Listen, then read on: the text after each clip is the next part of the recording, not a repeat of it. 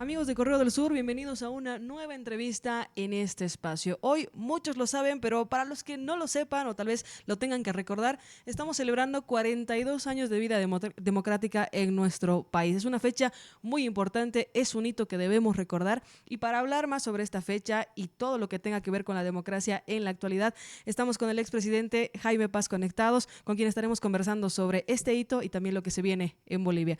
Jaime, ¿cómo está? Bienvenido a Correo del Sur. Bueno, Marisol, muy buenos días.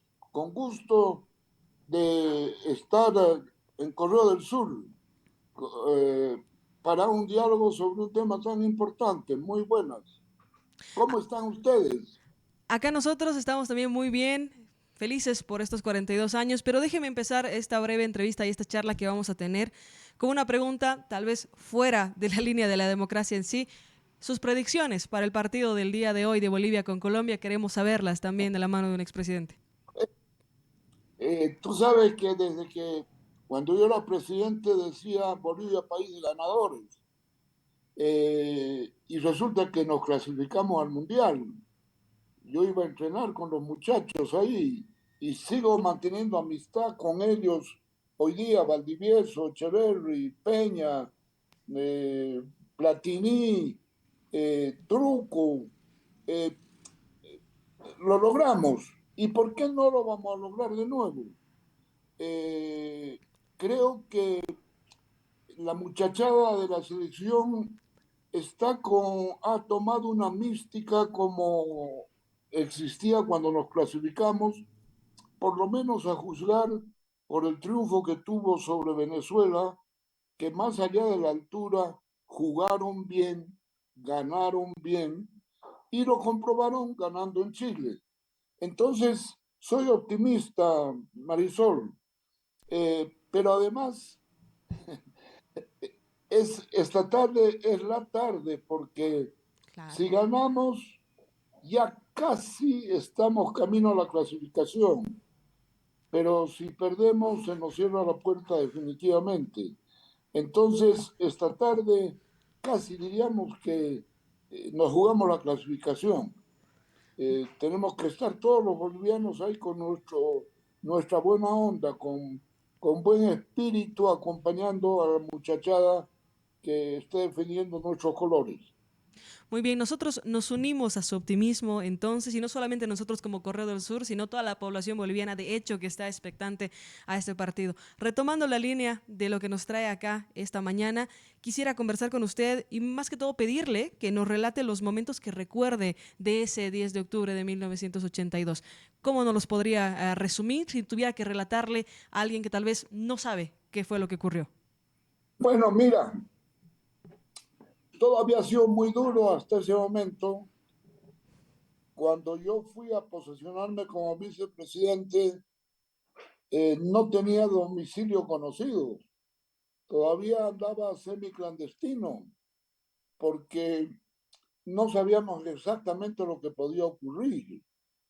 Eh, y nos posesionamos con don Hernán y nos dimos un gran abrazo porque habíamos puesto en marcha desde Caracas, donde estábamos exiliados en los años 76, eso que vino a llamarse después UDP, como un movimiento masivo extraordinario que, eh, que abrió la democracia. O sea, el espíritu que había en ese momento era no que estábamos retomando, porque nunca había habido democracia en Bolivia.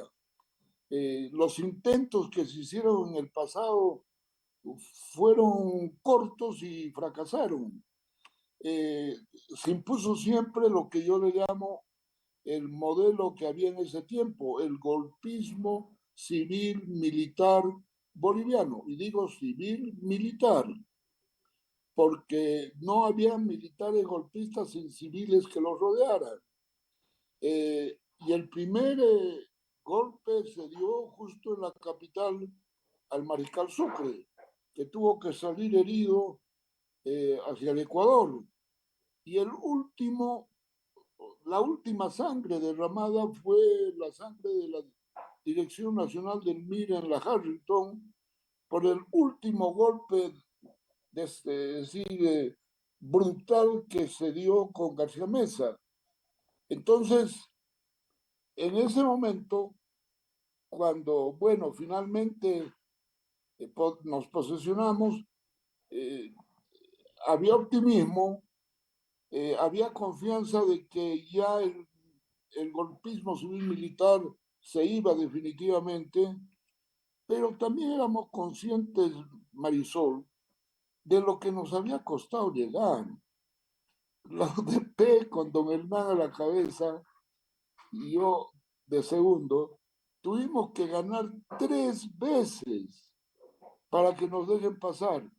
3 veces y varios golpes de Estado entre medio, dos presidentes en realidad apócrifos que entraron ahí por no permitir que don Hernán se haga cargo, eh, con atentados de por medio. A don Hernán trataron de matarlo 2 veces y a mí trataron de matarme una vez en el avión. Fue todo muy duro llegar así el 82.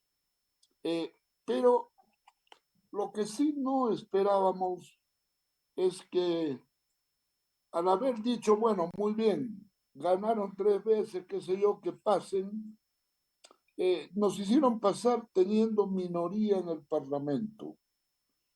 Entonces, a don Hernán como presidente le hicieron la vida imposible. No debemos olvidar que incluso lo secuestraron, pistola en la sien, cosa que nunca había ocurrido en Bolivia, y menos en América Latina. O sea, lo raptaron, y después resulta que, habiéndose frustrado ese secuestro, le disminuyen 1 año su mandato. Bendito don Hernán que esté en el cielo, tanta paciencia, tanto amor a Bolivia para haber aguantado todo eso. Entonces, fue un comienzo dramático, Marisol, dramático. Eh, yo fui vicepresidente del primer gobierno, que fue este, y luego fui presidente en el tercero. Ahora, los 42 años que han pasado nos llenan de optimismo porque finalmente es la primera vez que lo estamos haciendo en 199 años de Ujú. fundación de la República, pero al mismo tiempo preocupados porque en los últimos 18 años eh, llegó un mando, un gobierno que en realidad fue la nueva conducción de esas masas que habían quedado huérfanas con la UDP, Ujú. casi destrozadas, y que tuvieron que sufrir un poco las medidas antiinflacionarias que fueron tomadas y que cayeron sobre la gente más pobre, más débil. Claro. Entonces, llegó un nuevo liderato a esas masas que habíamos liderado con don Hernán, que habían quedado huérfanas. Y llegaron al gobierno, pero desgraciadamente, y esto fue hace 18 años, llegaron no con un espíritu democrático. Nos lo dijeron en la cara. Dijeron, hemos llegado para quedarnos. Vaya, eso no es democrático. Democracia se elige cada buen tiempo y Ujú. se cambia. Ahí está la vitalidad en el cambio, la posibilidad de cambiar. Pero no solo eso, sino que nos dicen, oiga, ese chiste de la separación de poderes, la independencia, parlamento aquí, ejecutivo aquí, judicial allá, esas son historias del imperialismo. Y resulta que efectivamente empezó una involución que hoy día hay un partido único que controla los 3 poderes y que no sabes cuándo es judicial, cuándo es parlamento, cuándo es ejecutivo. Eh, ha sido una involución muy seria. Eh, entonces, 42 años. Tenemos los primeros 24 donde se trata de construir la democracia que nunca habíamos vivido. Eh, yo lo suelo lo suelo señalar que cuando llegué al Congreso, no solamente llegué sin domicilio conocido, sino cuando llegué al edificio mismo, nadie sabía dónde era la oficina del vicepresidente, y menos que tenga un auto para moverse. Tuve que irme a un piso que me dio el sindicato de salud, y ahí funcioné los primeros 6 meses. Entonces era un comienzo complicado. Eh, pero bueno, ocurrió lo que ocurrió con el gobierno, el primer gobierno de don Hernán. A mí me tocó el tercero, pero en esa etapa estábamos aprendiendo a hacer la democracia, a llegar a acuerdos, porque si no, no funcionaba. Y hicimos un gran paso que me tocó precisamente en mi gobierno, Ok. el descubrimiento de los megacampos de gas. O sea, esa etapa está marcada: instauración de la democracia y descubrimiento de los megacampos de gas que abren la era del gas en Bolivia. Habíamos tenido la era de la plata, la era del estaño, y abrimos la era del gas en democracia. Ahora, claro, uno nunca sabe para quién trabaja, porque en realidad todos esos recursos ingentes, nunca había habido un gobierno con tantísimos recursos desde la fundación. Esos recursos fueron eh, administrados por la segunda parte de estos 42 años, por los últimos 18 años de gobierno. Entonces, creo que hay que tener una visión de esta naturaleza y, y no perder el optimismo. Lo hemos logrado. Hay una generación que yo llamo la generación de la democracia, que prácticamente fueron todos los bolivianos que los años 80, 82 hicieron posible que iniciáramos una Bolivia democrática. Eh, o sea, optimismo, lo pudimos hacer, pero también preocupación, porque estamos yendo hacia atrás, pero además nos cambiaron el nombre.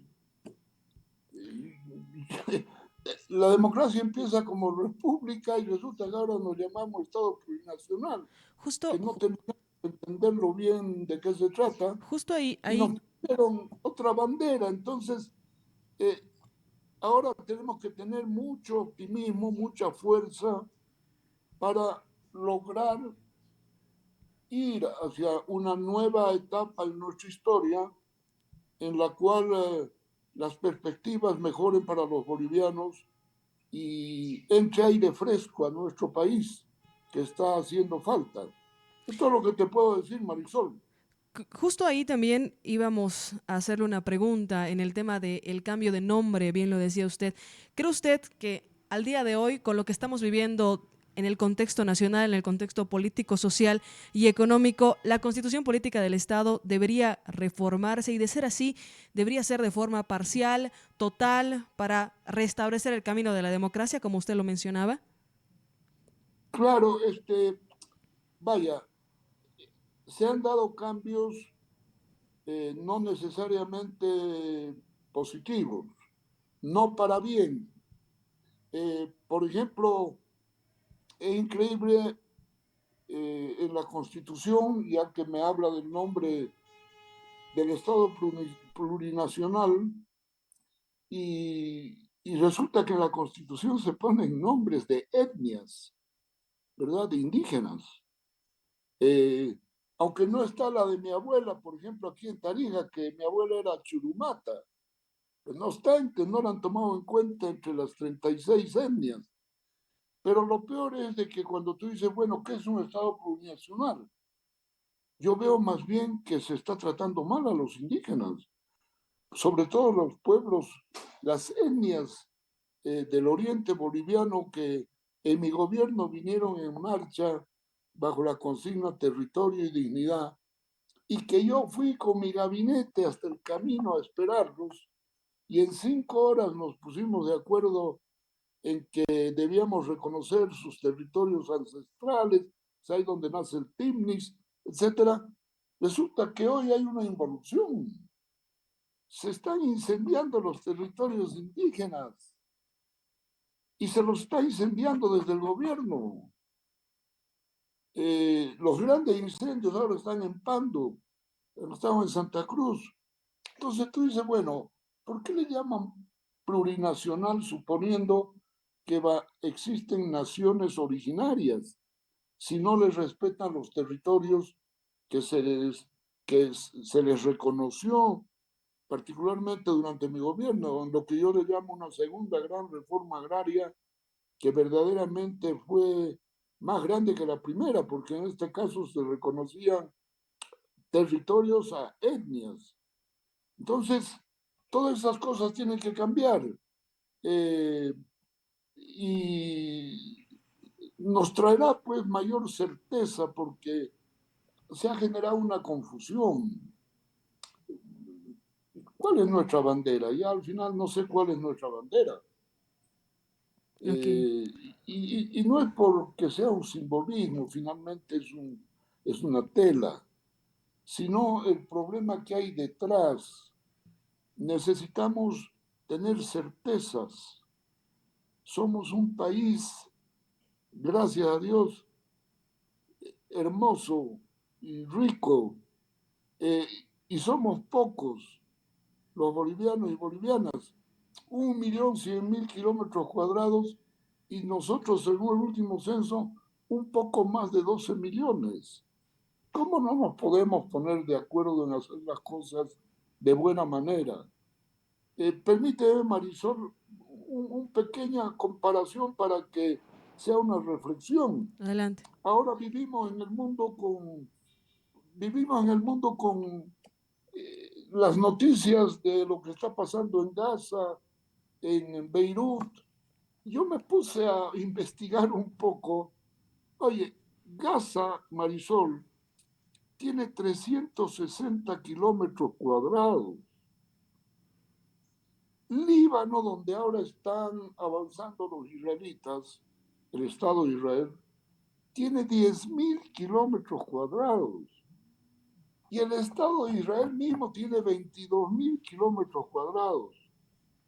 Y yo veía ahí, eh, busqué una provincia boliviana, una que la firmé yo como creación, que es Ascensión de Guarayos, tiene 27.000 kilómetros cuadrados.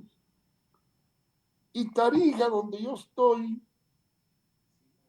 que es la más chiquita, el departamento más chiquito de Bolivia, somos más grandes que la República de El Salvador en Centroamérica. Ujú. Entonces, ¿qué estamos haciendo? Aprovechemos este día histórico para hacer una reflexión profunda nacional. Eh,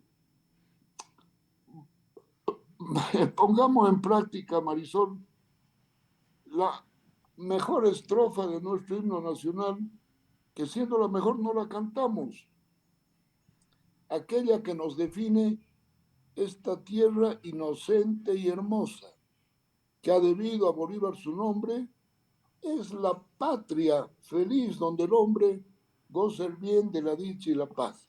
Mira qué bello. Y no la cantamos, pero creo que nos tiene que llevar a la reflexión de que tenemos todo por hacer, sobre todo para la juventud boliviana. Este es un país a construirse. Aquí tenemos trabajo para mucho tiempo. No nos podemos estar trancando en que si va a haber un señor que lo van a juzgar, no sé si en Tarija o Santa Cruz, Ujú. o porque cometió supuestamente ciertos delitos. Eh, la política boliviana se ha convertido en los pleitos y problemas de un partido que desgraciadamente es casi un partido único. Reflexionemos, tenemos un horizonte mucho más amplio y tenemos un país que nos va a castigar si no lo tratamos mejor, Marisol. Dentro de esa reflexión que usted plantea, se ha hablado mucho, no solamente actores políticos, la sociedad en general lo comenta. Los últimos años el centralismo, el tema de la economía de Estado se ha profundizado y puede ser una razón por la cual la mirada no esté en otros temas como usted mismo nos lo menciona ahora. ¿Cuál sería la ruta entonces para darle viabilidad económica al país? Considerando también de que el 2025 vaticina como un nuevo inicio para Bolivia, ¿qué tendríamos que hacer de acuerdo a su lectura? Bueno, en economía no hay secretos, Marisol. Eh, para evitar inflaciones o para hiperinflaciones, sencillo, tienes que gastar menos e ingresar más. Así de simple. Le llamaron 21060. No, no hagamos tanto alboroto. Una hiperinflación o un proceso inflacionario se lo logra gastando menos e ingresando más. Así. Ahora, en cuanto a la base de la economía, creo que esta involución democrática ha traído también una involución económica, que consiste en qué? En que a esta conducción que se posesionó en los últimos 18 años, además de no estar muy claro sobre lo que es la democracia,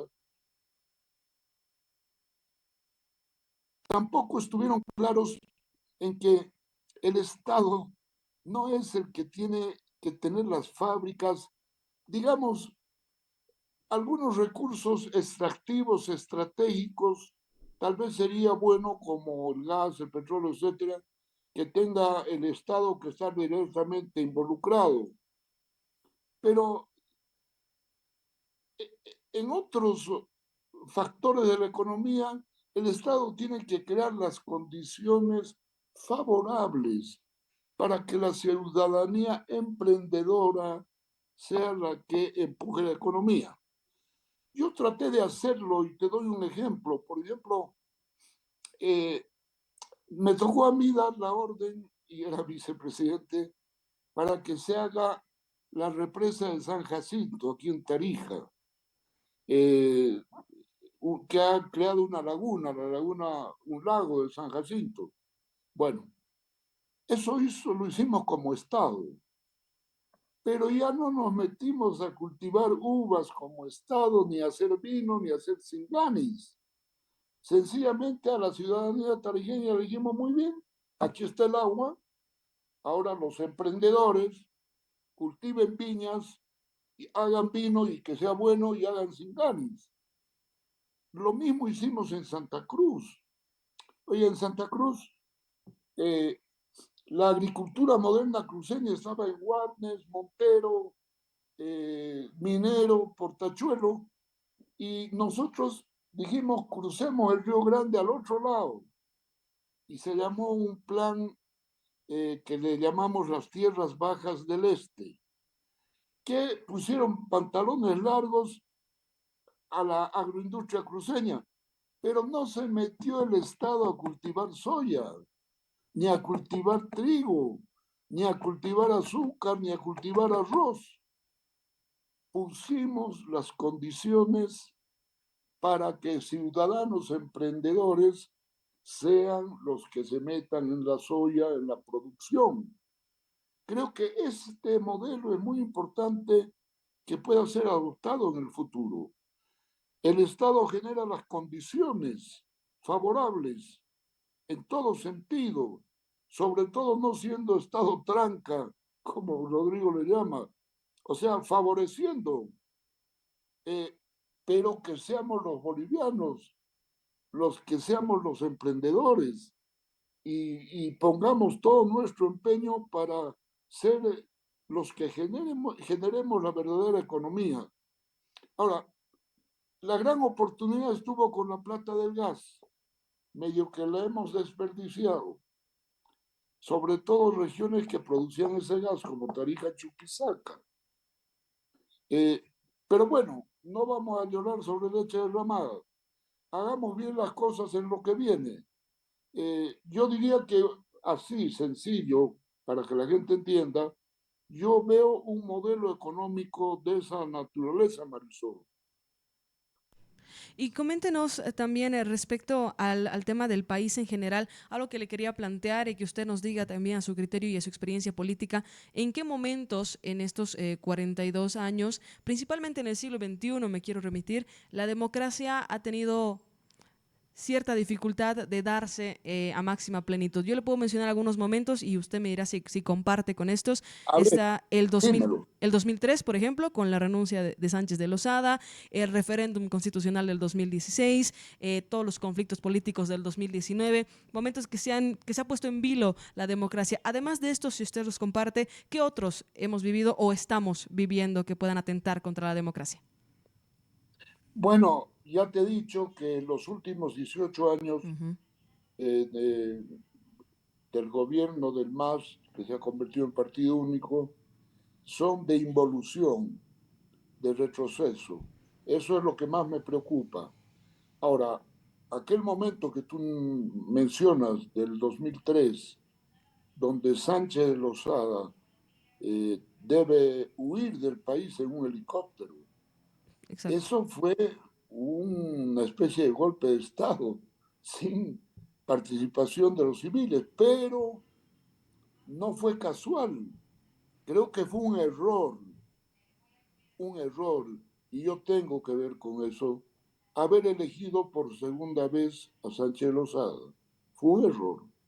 Okay. Fue un error que nos costó caro, y resulta que se dio lo que se dio, esa masacre en el Alto, o sea, ese estilo también de empujar a la gente hacia la muerte prácticamente. Entonces, eh, ese es un momento que fue crucial, un momento que digamos fue de una transición dolorosa a una nueva situación. Ujú. Y ya empieza la normalidad, porque ya un poco antes, Marisol, habíamos tenido al presidente Banzer ya democrático, pero enfermo, estaba Okay. con cáncer. ¿Cómo podía gobernar? Imposible. Al final ya no lo pudo hacer y dejó un vicepresidente, ya una primera crisis. Entonces llega un vicepresidente que, bueno, tiene que terminar un periodo, poner parches. Y después de eso cometemos el error de volver a elegir a un presidente que ya lo habíamos visto actuar eh, en su primer mandato Ujú. y que fue, a mi juicio, bastante antipopular con la capitalización y todo lo demás. Pero bueno, cometimos otro error. A un gobierno donde el presidente se nos enferma, viene este otro que eh, produce una reacción eh, donde surgen conspiraciones de todo tipo y una inestabilidad. Ahora, después de eso, peor, el que se hace cargo, que era vicepresidente, se hace cargo cuando se va Goni, y resulta que tampoco nos da tranquilidad porque se quiere ir o no se quiere ir. Ahí nos tiene a todos los bolivianos con que se va, no se va, cumple su mandato o no cumple su mandato. Y la inestabilidad se agranda todavía más cuando justo en la capital de nuestro país, en Sucre, se reúne el Parlamento, y cuando según ley debía de ser elegido don Armando Bacadíes, resulta que desde el gobierno mismo y de la oposición, donde estaban los que están hoy en el gobierno, se oponen de que haya una transición democrática. Y entonces tenemos que recurrir a un señor que está en la Corte Suprema, que lo menos que esperaba era ser presidente del país. Ujú. Y bueno, siguió todo, o sea, de crisis en crisis, de trompezón en trompezón. Y finalmente llega una estabilidad con una mayoría que usa el camino democrático para llegar al poder, pero que una vez que llega al poder nos dice que no creen en la democracia. y nos cambian de nombre, como dije. Entonces, todo eso fue lo negativo. Eh, lo positivo fue, ya lo dije, por ejemplo, que en democracia hayamos abierto una nueva era de riqueza con el gas, pero lo negativo es que medio que lo malgastamos. Claro. Entonces hay muchas cosas que corregir, Marisol, pero menos mal que tenemos tareas. Lo peor sería que no supiéramos qué hacer. No podemos caer en eso. Pero estas tareas son posibles de cumplir. ¿Usted ve que estas tareas como una especie de lista de quehaceres se puede hacer una por una de cara no solamente a las elecciones de 2025, sino de ahí en adelante? Bueno, vaya, que las elecciones del 2025 nos den un gobierno estable, moderno, honrado, eficiente, no de partido único, eh, que sea un gobierno que respete la independencia y coordinación de los poderes legislativo, judicial y ejecutivo, y que ponga en marcha un nuevo entusiasmo, una nueva mística, una nueva fe en que Bolivia es posible y que lo podamos hacer a través de un modelo económico que no nos destruya como país, sino que nos permita vivir en concordancia con la maravilla de país que tenemos, de ahí generemos riqueza y, y que eso redunde en un desarrollo humano de, de los bolivianos y las bolivianas, que ya habremos asimilado toda la experiencia que hemos vivido, esta misma experiencia que estamos viviendo, ya un nuevo gobierno con una visión no la va a volver a repetir, porque los bolivianos hemos aprendido. Entonces, por eso soy optimista. Muy bien. Entonces, de las elecciones tiene que, como digo, empezarse una nueva etapa en la vida del país. Por temas de tiempo le agradecemos muchísimo entonces estas breves preguntas que ha estado compartiendo con nosotros. Compartimos y nos unimos a su optimismo no solamente en el futuro de la democracia de Bolivia, sino obviamente en el bienestar de todos los bolivianos. También nos unimos nuevamente al optimismo que usted mencionaba sobre el partido que tenemos el día de hoy y le agradecemos nuevamente por estar con nosotros, por darse el tiempo de conectarse y poder tener Vaya, esta breve charla con Correo del gracias, Sur. pero sabes, quiero decirte, yo creo en el pueblo boliviano porque el himno lo dice. Somos un pueblo inocente. Somos el pueblo más, a pesar de nuestros problemas, somos los más pacíficos de Sudamérica. O sea, esto me llena de optimismo, Marisol. Definitivamente, como usted lo mencionaba, optimismo también para la audiencia que nos ve y nos escucha. Muchísimas gracias, lo estaremos contactando más adelante para conversar más. Suerte. Muchísimas gracias. Jaime Paz estuvo con nosotros acá en Correo del Sur Radio. Información actualizada.